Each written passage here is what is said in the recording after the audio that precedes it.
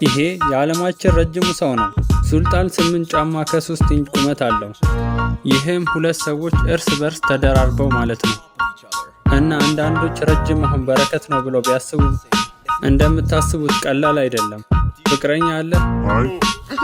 ከኖርማል ሰው ጋር ሲነጻጸር የዓለማችን ረጅሙ ሰው ህይወት ምን እንደሚመስል ለማየት በሚቀጥለው 24 ሰዓት ከሱ ጋር እናሳልፋለን እና በቀኑ መጨረሻ ላይ ህይወታቸው ምን ያህል የተለያየ እንደሆነ ለማየት ከዓለማችን አጭሯ ሴት ጋር እናስተዋውቀዋለን። ግን በመጀመሪያ የዓለማችን ረጅሙ ሰው እናገኝ። ሰላም፣ እኔ አሌክስ እባላለሁ። ስለተዋወቀን ደስ ብሎኛል። ሱልጣን አይደል? ልክ እንደ ረጅም ህይወቱ ምን እንደሚመስል በትክክል ለማወቅ የታቀዱ 10 ተግባራት ዝርዝር አለ። ከአማካኝ ሰው ጋር ሲነጻጸር በዓለማችን ረጅሙ ሰው። ወዲያውኑ አንድ ነገር አስተዋልኩ። ሱልጣን በራሱ ሚዛን መጠበቅ ላይ ችግር አለበት። ምክንያቱም መጠኑ ትልቅ ስለሆነ ስር የሰደደ መጥፎ ጉልበቶችን ይሰጠዋል። የፈጣሪ ያለ እኔ ቃል በቃል በጣም ትልቁ አድናቂ ነኝ። ሰላም። በመጀመሪያ ደረጃ ስለ ሱልጣን ማወቅ የፈለግነው የጠዋት ልማዱ ከአማካኝ ሰው ጋር እንዴት እንደሚወዳደር ነው። ስለዚህ ወደ ላይ ወሰድነው፣ ወደ መታጠቢያ ቤታችን። በጣም ሻወሩ ትንሽ ነው። ከዚህ ኋላ ሻወር አለ። ይህም በጣም ትንሽ ነው። የሱልጣን ግዙፍ መጠን የሚመጣው ሰውነቱ ከመጠን በላይ የእድገት ሆርሞን እንዲያመነጭ በሚያደርግ ያልተለመደ በሽታ ነው። ስለዚህ በጣም ትልቅ ሻወር ቢኖረንም እንኳን ለእሱ በጣም ትንሽ ነበር። ይሄ ችግር ነው። ይሄ 8 ተኩል ጫማ ቁመት አለው። እጆቹን ለመታጠብ እንኳን ጀርባው እስኪጎብጥ ድረስ ነው። ሁሉም ነገር ትንሽ ነው። ስለዚህ ሱልጣን እንዴት ገላው እንደሚታጠብ ለማየት ወሰደን። ለምንድነው ወደ ውጭ ወጣ ነው? በዋና ገንዳ ውስጥ እታጠባለሁ። ሁላችንም አብረን እንዝለል።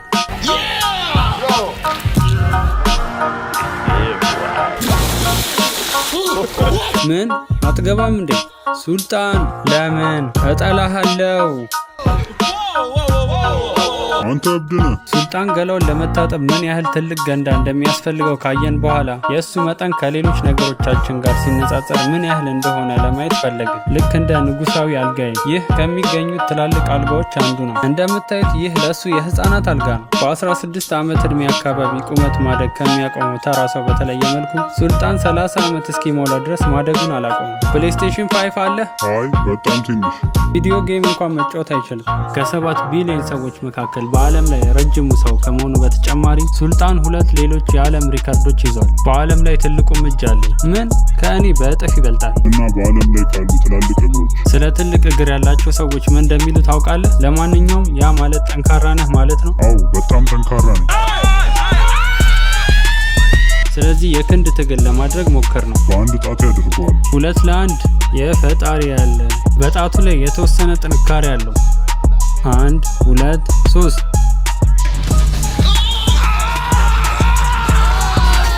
በክንዱ ትግል በሱልጣን ከተሸነፈን በኋላ የበቀል እርምጃዬን ለመውሰድ የማይቻለውን ላደርግ ነው።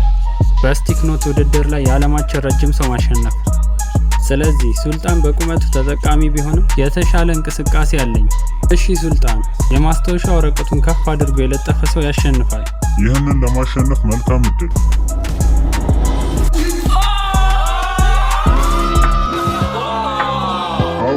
ተራህ ነው። ትወድቃለህ። 3 2 1። አጭር ነው። የሱልጣን ቁመት የማስታወሻ መለጠፍ እንዲያሸንፍ ረድቶት ሊሆን ይችላል። ግን የዓለማችን ረጅሙ ሰው መኪና ውስጥ መግባት ይችል እንደሆን እስቲ እንመልከት። መኪናውን ወደኸው? ወደ ውስጥ መግባት ትፈልጋለህ? እዚህ ሊገባ ይችላል። ወደ ቱርክ ስንመለስ ሱልጣን የሚነዳው ልዩ ቫን አለ። ምክንያቱም እንደ ተራ ሰው በአብዛኞቹ መኪኖች ውስጥ ሊገባ ይችላል። አብዛኞቹ መኪኖች ቁመታቸው 4 ተኩል ጫማ ብቻ ነው እና ሱልጣን ቁጭ ብሎ የተቀመጠው ቁመቱ ከ6 ጫማ በላይ ነው። ስለዚህ የእኛ ሆንዳ በጣም ትንሽ ነው። ከመኪናው ራሱ ይበልጣል። ጣሪያ የሌለው ላምበርጊኒ አለን። ስለዚህ እንደ ሀሳብ የከፍታ ገደብ የለም። ወደ ውስጥ መግባት ከቻለ። እሺ እሺ።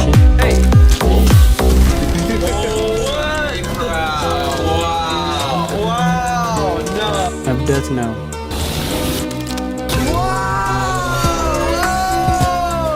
እባክህ ዝጋ። እሺ ሱልጣን መኪናችን ውስጥ መግባት ይችል ይሆናል፣ ነገር ግን በእርግጠኝነት ምቾት አልነበረው። ስለዚህ ወደሚቀጥለው እንቅስቃሴያችን በፍጥነት ሄድን። ቅርጫት ኳስ። አለም ቀደም ሲል የሱልጣንን የኳስ አያያዝ ችሎታ አውቋል። ነገር ግን ሱልጣን ከእውነተኛ የቅርጫት ኳስ ተጫዋቾች ጋር እንዴት እንደሚወዳደር ማየት ፈለገ።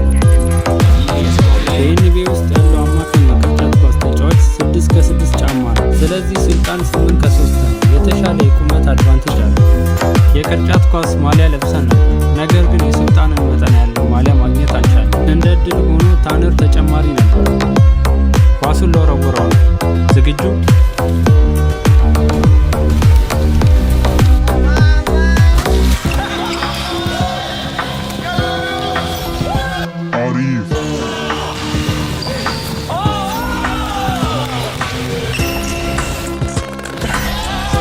ሱልጣን በጣም ተንቀሳቃሽ ላይሆን ይችላል፣ ነገር ግን በመከላከል የማይቻል ነበር እና በእሱ ላይ ማንም ሰው ጎል ማስቆጠር አልቻለም። አይሆን አንተ እብድ ነህ። ግን ከዛ በኋላ በተቃራኒ ቡድን በእሱ ላይ ማስቆጠር ችሏል። የሱልጣን ቁመት ትልቅ ጥቅም ቢሰጠውም ጉልበቶቹ እንዳይንቀሳቀስ ያደርጉታል ማለት ይቻላል። ግን እንዲህ በቀላሉ ተስፋ አልቆረጠም።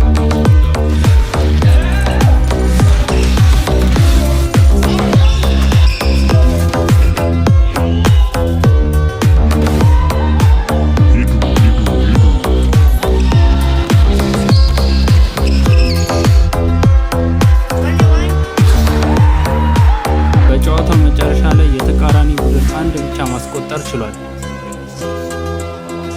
ሱልጣን አሁንም ተጨማሪ ጨዋታ ነበር።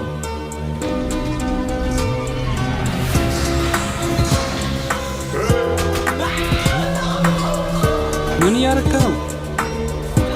ሱልጣን እንደ ሌሎች መሮጥ ባይችልም ከአማካኝ ሰው ጋር ሲነጻጸር አሁንም ከፍተኛ መጠን ያለው ካሎሪ ያቃጥላል። ስለዚህ የዓለማችን ረጅሙ ሰው በህይወት ለመኖር በቀን ምን ያህል ካሎሪ እንደሚያስፈልገው እናያለን። ስለዚህ አንድ አማካኝ ሰው በቀን ምን ያህል ይመገባል? 2000 ካሎሪ እና ጂዮቲ በቀን ውስጥ የሚበላው ይህ ነው። ሱልጣን ይህን ያህል ይበላል። ልክ ነው። ሱልጣን ከአማካኝ ሰው 4 እጥፍ ይበላል፣ ከጂዮቲ ደግሞ 27 እጥፍ። ታነር ከሱልጣን 5 እጥፍ ይበላል።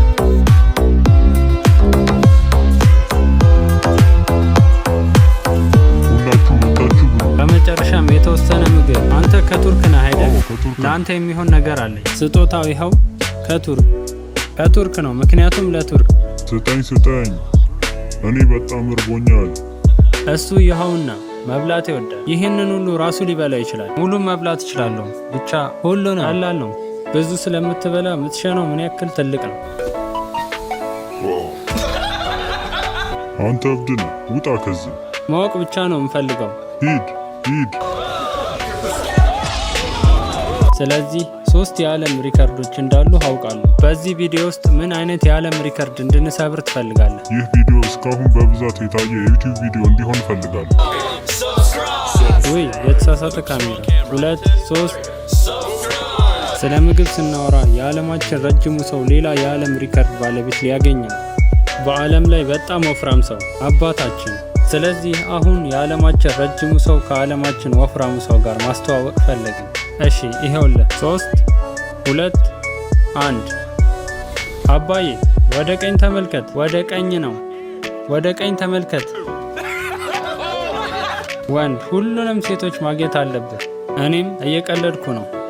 እኔም እዚያ አንድ ጊዜ ሄጄ ነበር። እየቀለድኩ ነው ልጆች፣ ለእናታችሁ እንዳትነግሯት፣ ተጠንቀቁ። ቀጥሎ በዓለማችን ረጅሙ ሰው አይን እንዴት እንደሚያይ በአይናችን ለማየት ስለፈለገን ነገሮች ከሱ እይታ እንዴት እንደሚመስሉ ለማየት የአፕል ቪዥን ፕሮ ሰጠ ነው። ግን ይሄ ለአይኖቼ በጣም ትንሽ ነው።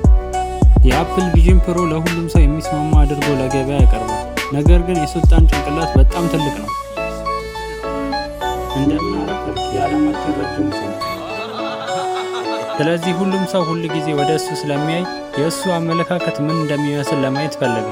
ሁሉንም ሰው ዝቅ አድርጎ ይመለከታል።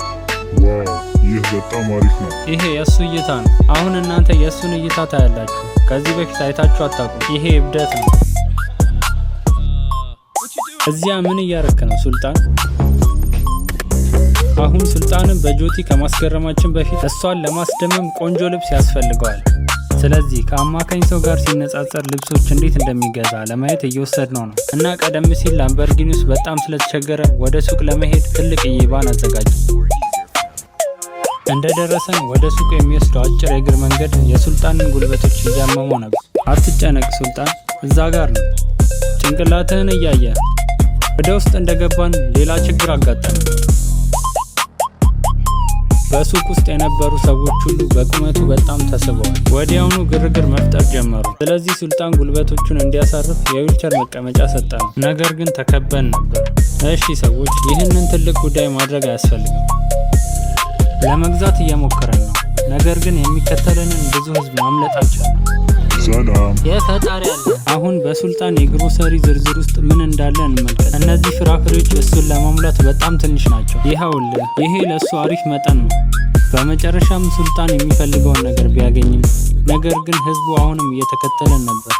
ለማየት የቻልነው ሱልጣን ሁል ጊዜ እነዚህ ነገሮች በህዝብ ፊት እንደሚያጋጥመው ነው። የትም ቢሄድ ወዲያውኑ የሁሉንም ሰው ትኩረት ይስባል። ሁሉም ሰው ፎቶ ያነሳዋል። ቀጥሎ በግዢ ዝርዝራችን ላይ ሱልጣን ከአማካኝ ሰው ጋር ሲነጻጸር ልብሶችን እንዴት እንደሚገዛ ማየት ፈለገ። እናም እዚህ ለማድረግ አስበናል። ነገር ግን ሱልጣን ያልተፈለገ ትኩረት መሳብ ቀጠለ። ከሱልጣን ጋር ልብስ መግዛት ይህን ያህል አስቸጋሪ ይሆናል ብለን አስበን አናውቅም ነበር። ጆቲን ስንወስዳት ማንም አላስተዋለም። ስለዚህ ልብሶቻችን ከሌላ ቦታ ለመግዛት ወሰነ። ነገር ግን ለሱልጣን የሚሆን በቂ ልብስ የሚሸጥ ሱቅ ማግኘት ፈታኝ እንደሆነ እናውቃለን። ታነር ሁል ጊዜ ቢግ ቦይ በሚባል ትልቅና ረጅም ሱቅ ውስጥ ይገበያያል። ስለዚህ አዲስ ልብስ ለመግዛት ሱልጣንን ወደዚህ ወሰደ። ግን ሱልጣንን በጆቲ ከማስገረማችን በፊት ግዙፍ ልብሶቹ እንደኔ አይነት መደበኛ መጠን ላለው ሰው እንዴት እንደሚሆን ማየት ፈለገ። ምንድን ነው ይህ? ሙሉ ብርድ ልብስ ነው። የአባቱን ልብስ እንደለበሰ ትንሽ ልጅ ይሰማኛል። አሁን ምን እንደሚሰማ አውቄያለሁ። አሁን ሱልጣን ትልቅና ማራኪ ሆነ። ለማስገረም ጊዜው አሁን ነው። እሺ ሱልጣን፣ አይንህን ጨፍን። ተመልሼ እመጣለሁ። አይንህን ጨፍንሃል? አዎ፣ ዝግጁ ነው። እሺ፣ አይንህን ግለጥ።